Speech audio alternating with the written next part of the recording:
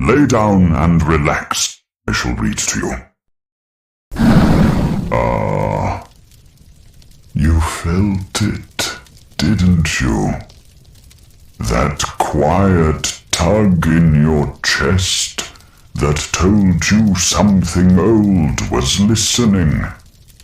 The Middle Ages were not silent. They were alive with secrets that still breathe when no one is watching. Tonight I will show you the parts of history your teachers never dared to open. The places that did not stay in place. The names that slipped out of memory like smoke. And the doors that some humans opened once and never walked back from. I did not read these stories in books. I watched them happen. So come closer, little human. Because the past does not always stay past.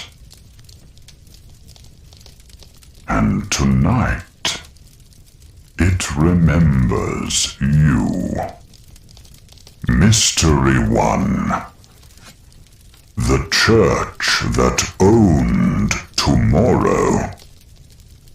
In a valley beneath the Alps stood a chapel with a single stained glass window said to show events before they happened. Villagers treated it kindly, though no priest would claim responsibility for the images that appeared there.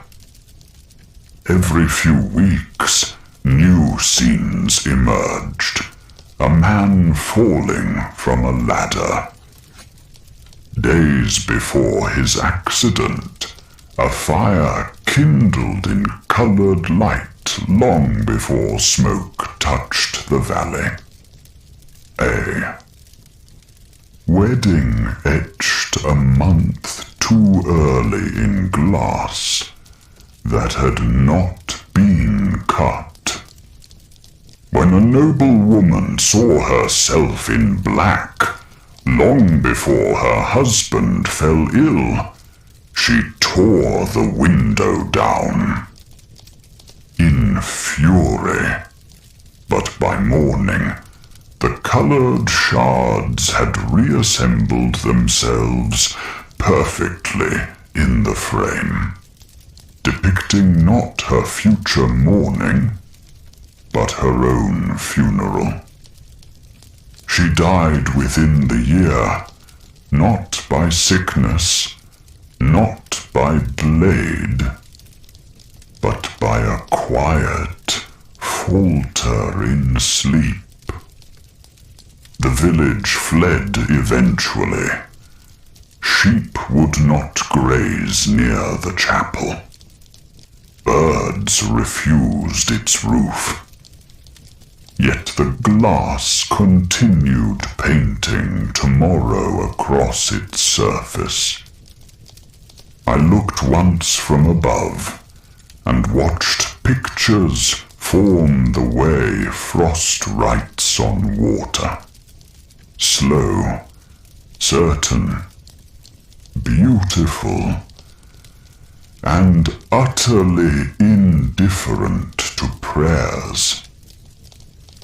The future does not mind being watched. It minds being denied. Mystery 2. The market that sold weather. In Cologne, hidden behind proper stalls selling cloth and spice, there existed a market open only during heavy fog. Its vendors did not sell objects, but air, trapped wind in stoppered jars, bottled dawn, sealed thunder. Customers claimed they could buy rain for next week, or sunlight for winter, if they had the courage and the coin.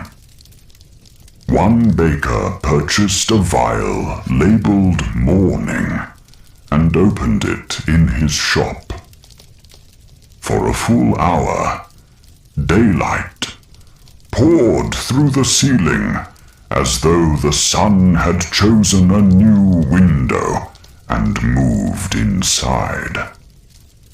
Another man bought storm and lost his roof 3 days later to skies that arrived like beasts.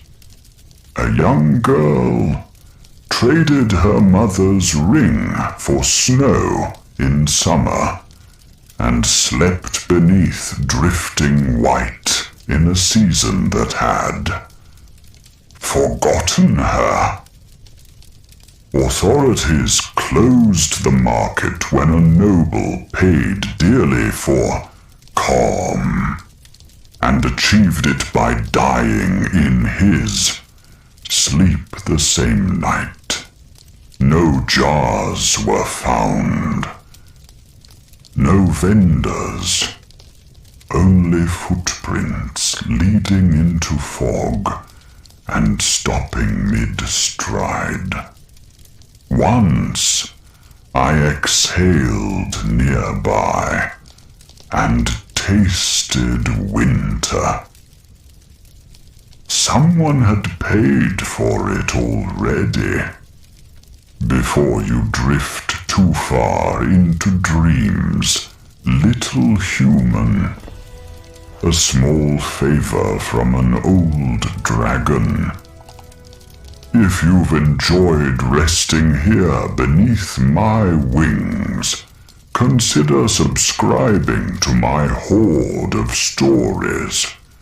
Each new believer helps me gather more treasures and avoid ravaging cities for loot when I'm low on funds. I'm retired now, and my back makes sounds that haunt even me. Now, back to the story. Mystery 3. The bell that chose who could hear it. In a Hamburg church hung a small bell that rang for no ceremony and no hour. When it sounded, only one person in town would hear it. But that person always died within 7 days. Not loudly, not horribly, quietly, as if the sound itself had begun undoing them. Priests tried to silence the bell, but it rang with no rope, no hand, and no motion. Soldiers removed it to an outbuilding and found it tolling from its old place as soon as they turned away. No pattern existed in its choosing. The rich heard it. Children heard it. One healthy blacksmith collapsed 3 days after insisting the ringing had come from inside his chest. Officials finally embedded the bell in stone and sealed it within the church wall. Years passed in quiet. Then deaths resumed. No ringing was heard again, except by the ones who were about to be taken. I once listened beside that wall and heard nothing, which frightened me more than any sound ever could. Mystery 4. The monk who confessed in advance. At a Dominican abbey near the Rhone lived a monk who began confessing sins nobody had committed yet. He spoke gently, earnestly, naming acts of envy, cowardice, betrayal, always in detail, always about people who denied everything at first. Weeks later, the acts occurred exactly as described. A novice who laughed at being accused of theft was caught with silver under his mattress.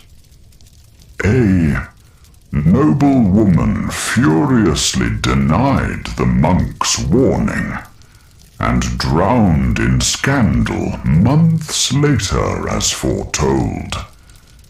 Even a soldier named Thomas was told he would die in fear, and did exactly that in a border skirmish. That should have spared him. When pressed, the monk claimed no visions, no angel, no demon. I hear you after you've done it, he said. I simply speak too early. The abbot had him confined. The monk confessed his own future's death 3 days later. He was correct. I circled the abbey on the final night and felt time fold inward, like wings closing. Some people walk forward into tomorrow. Some bleed backward from it. Mystery 5. The window that showed other lives. In Ghent, a window in an upper floor of a guild hall did not reflect the city at all. Those who peered through it saw the same street, but populated by others altogether. Children wearing unfamiliar clothes, merchants speaking strange dialects, a woman at a stall that had never existed. Visitors returned to the window every day and watched lives where their own should be. One man eventually leapt through. Witnesses swore he simply passed into the image. No glass broke. No body fell. The city sealed the hall. Years later, workers reported faint knocking from inside the glass during storms, as though someone were standing on the wrong side of the world, asking to come home. I looked through once and saw myself without wings, still breathing fire. terrifying. Mystery 6. The candle that cast no light. In a cathedral crypt burned a candle that darkened the room instead of brightening it. When lit, shadows deepened and shapes twisted. A confession spoken in its glow was always harsher than if spoken elsewhere, as though truth grew claws in that place. Priests used it to test sincerity. If the flame dimmed, they trusted the penitent. If it swallowed all, color from their face, absolution was denied. One bishop demanded proof and held his hand over the flame. His shadow screamed. No one else heard it. The candle still burns and refuses to illuminate anything but guilt. Mystery 7.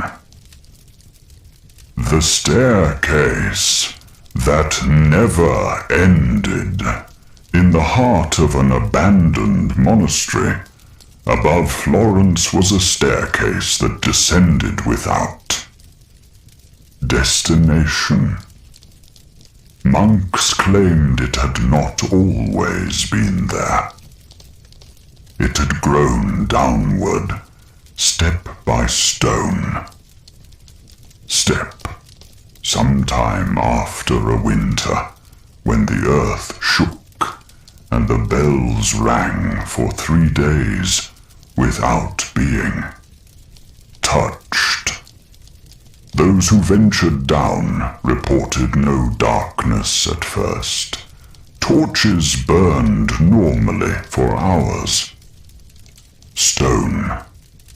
Walls remained clean, cool, and perfectly shaped. But after descending for what felt like a full day, travelers noticed the air thinning and their names becoming difficult to remember. Some began to call out to companions who were still directly beside them, unable to convince their own mouths that they knew the sound of another voice. Guild officials tried surveying its depth. The rope ran out before the bottom came close. Later, they dropped stones and never heard impact.